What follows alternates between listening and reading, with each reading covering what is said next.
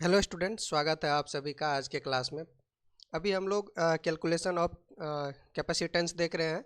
पिछले क्लास में हम लोग पैरेलल प्लेट कैपेसिटर के लिए कैपेसिटेंस निकाले थे और आज के क्लास में हम लोग स्फेरिकल कैपेसिटर के लिए कैपेसिटेंस निकालेंगे। तो हम लोगों को पता है कि पैरेलल प्लेट कैपेसिटर, दो पैरेलल प्लेट एक दूसरे से स्मॉल डिस्टेंस पर सेपरेटेड रहता है, इसको हम लोग पैरेलल प्लेट कैपेसिटर बोलते हैं। और जो स्फेरिकल कैपेसिटर होता है इसमें दो स्फेयर रहेगा जो स्मॉल रेडियस से सेपरेटेड रहेगा और दोनों पर चार्ज हम लोग इक्वल एंड अपोजिट चार्ज, अगर इस पर प्लस क्यू दे रहे हैं तो इस पर माइनस क्यू चार्ज दे देंगे। जैसे यहाँ पर होता था, इस पर प्लस क्यू चार्ज रहता था, इस पर माइनस क्यू चार्ज रहता था। तो इसी स्फेरिकल कैपेसिटर का हम लोगों को कैपेसिटेंस निकालना है। तो आइए हम लोग आज के क्लास में स्फेरिकल कैपेसिटर के लिए कैपेसिटेंस निकालते हैं। तो अभी हम लोग देख रहे हैं कैलकुलेशन ऑफ कैपेसिटेंस।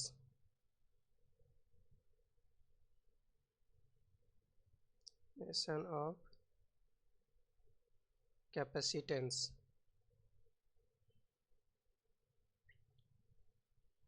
इसमें पिछले क्लास में हम लोग पैरेलल प्लेट कैपेसिटर के बारे में पढ़ चुके हैं। आज हम लोग स्फेरिकल कैपेसिटर के बारे में पढ़ेंगे। स्फेरिकल कैपेसिटर, तो अब स्फेरिकल कैपेसिटर क्या होता है? दो स्फेयर को हम लोग स्मॉल रेडियस से सेपरेट करते हैं, तो यही क्या होता है? Spherical capacitor. तो पहले लिख लेते हैं स्फेरिकल कैपेसिटर के बारे में। Spherical capacitor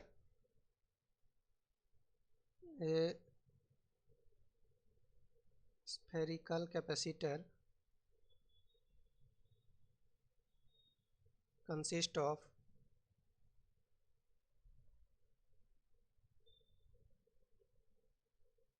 a solid or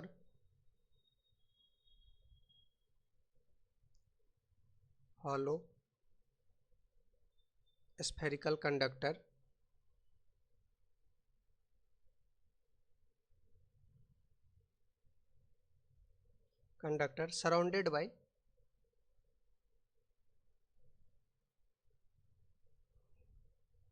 surrounded by another concentric hollow spherical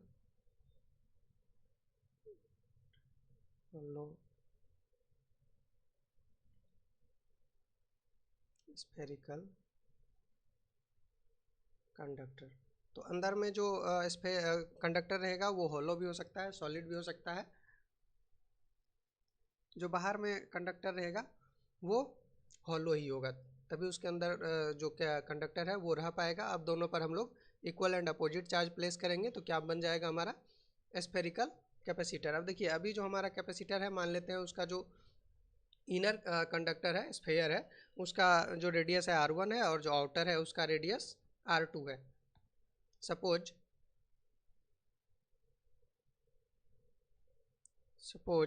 the inner sphere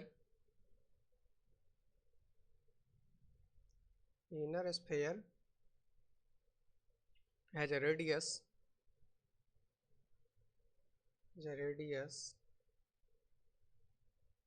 R1 and the outer sphere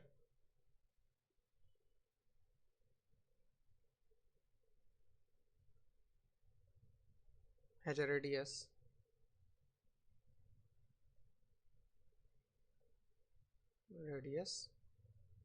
R2। तो इस तरह का हम लोग एक फिगर ड्रॉ कर लेते हैं। हमारे पास क्या है? एक स्फेरिकल कैपेसिटर जिसमें एक इनर स्फेयर है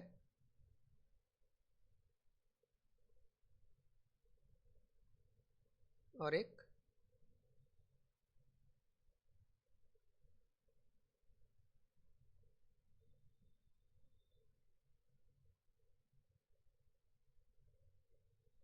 आउटर स्फेयर है।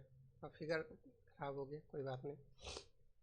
अब देखिए, इसका जो इनर स्फेयर है इसका रेडियस है R1, जो आउटर स्फेयर है इसका रेडियस है R2।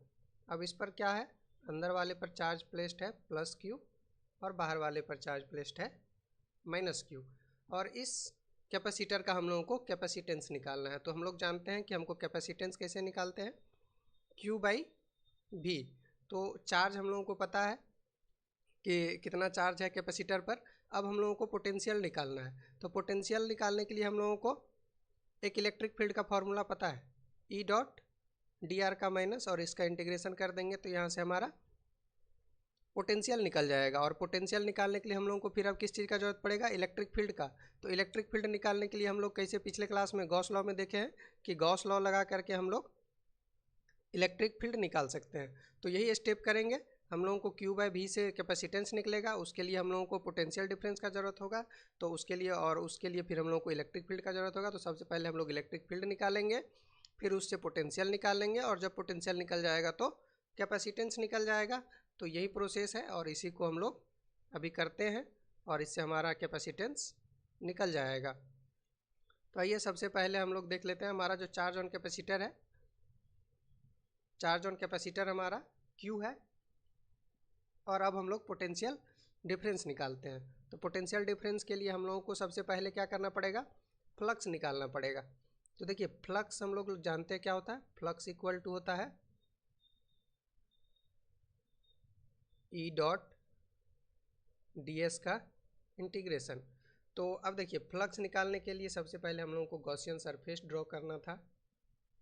तो हम लोग यहाँ पर एक गॉसियन सरफेस ड्रॉ कर लेते हैं अपना।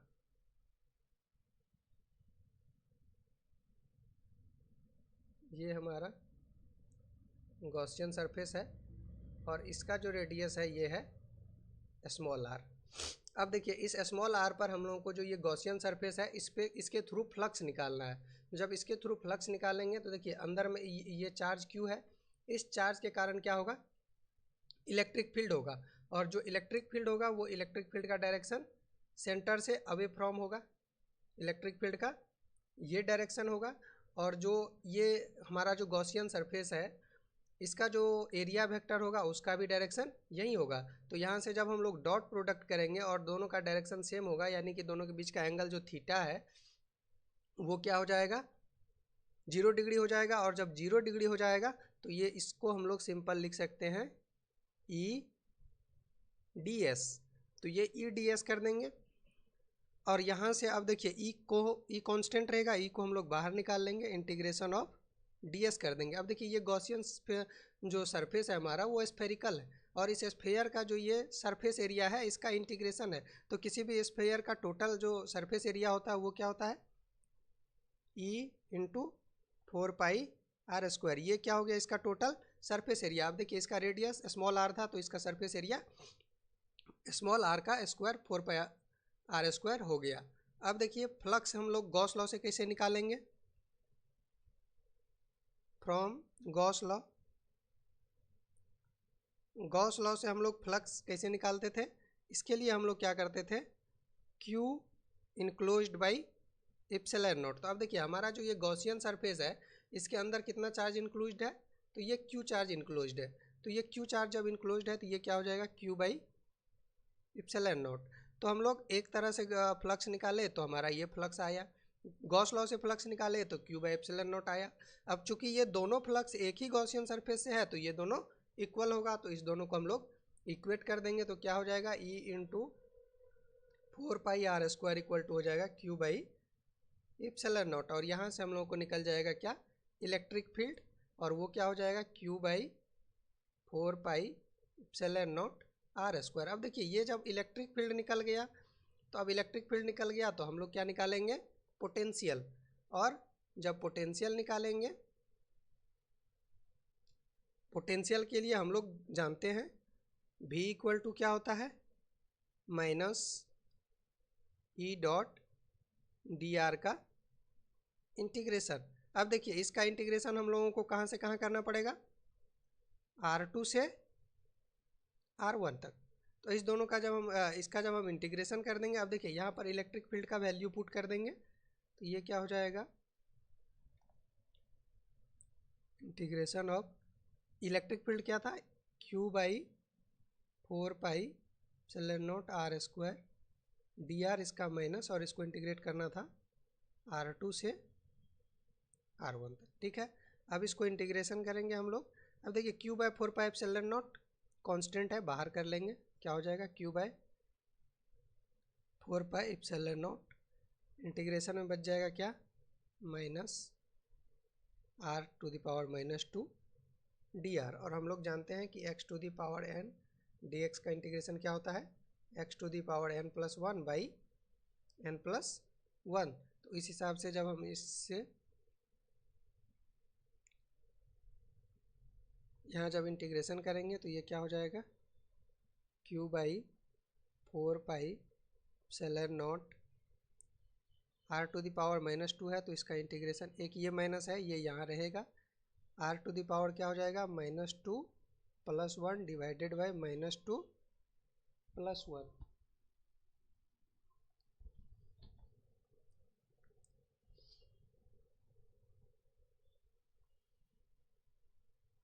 तो ये क्या हो जाएगा, Q by 4 pi epsilon naught R to the power -1, और ये डिवाइडेड बाय हो जाएगा, ये -2 प्लस 1 हो जाएगा, -1, और एक ये माइनस था, ये माइनस यहाँ रहेगा। तो अब देखिए ये दोनों माइनस माइनस हम लोग काट के इसको प्लस कर सकते हैं, और इसका लिमिट कहाँ था, R2 से R1, इसका लिमिट कहाँ था, R2 से R1, इसका लिमिट कहाँ था, R2 से R1।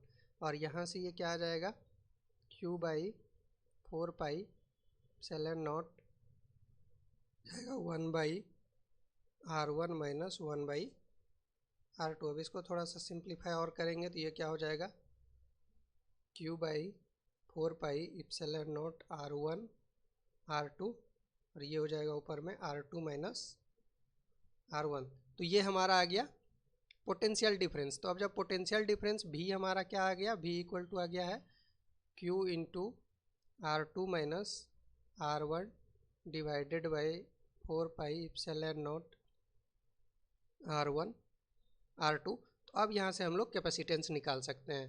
तो कैपेसिटेंस निकालने के लिए हम लोग क्या करेंगे, कैपेसिटेंस निकल जाएगा हमारा C equal to Q by भी करके। तो अब क्यू बाई भी क्या था हमारा, Q into R2 minus R1, और जो ये नीचे वाला टर्म है वो चले जाएगा ऊपर, तो ऊपर ये क्या हो जाएगा 4 pi epsilon not R1 R2।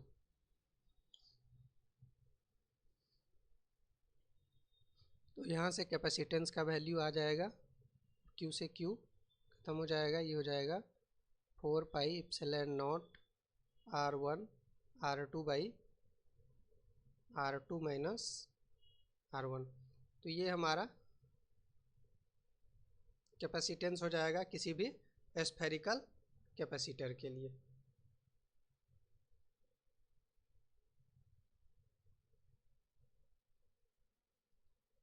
तो आज के क्लास में हम लोग स्फेरिकल कैपेसिटर का कैपेसिटेंस निकाले। नेक्स्ट क्लास में हम लोग इस दोनों पर न्यूमेरिकल करेंगे। Thank you.